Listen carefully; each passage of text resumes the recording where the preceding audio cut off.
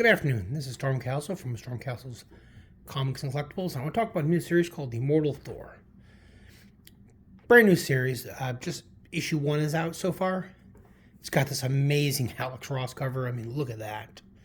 Al Ewing, Martin Coccolo.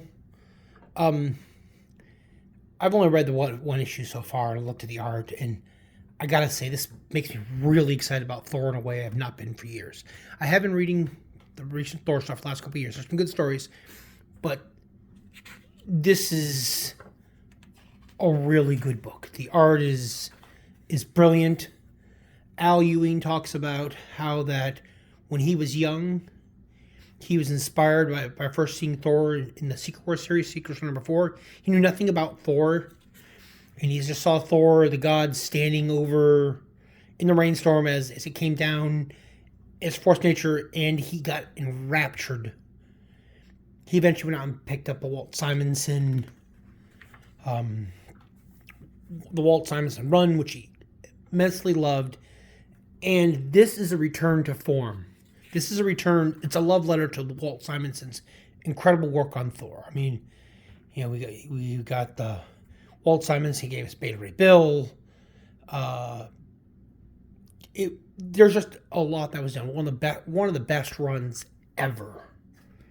And this art is just, the colors are just so vivid. They pop.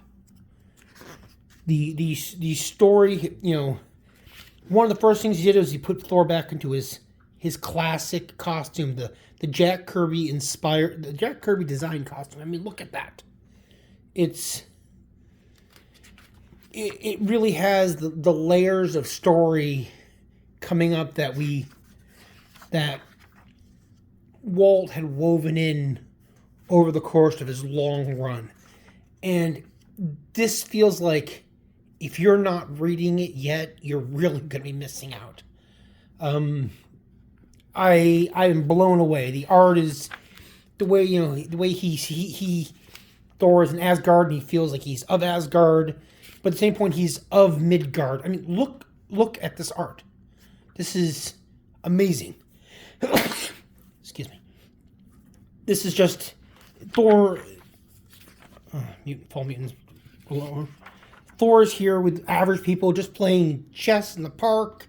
He's being heroic, doing good things. It's just that not only is Thor above, because he's the king of Asgard, but he's also part of Midgard, or the people of Midgard. These are the people that he's going to outlive, but he feels a need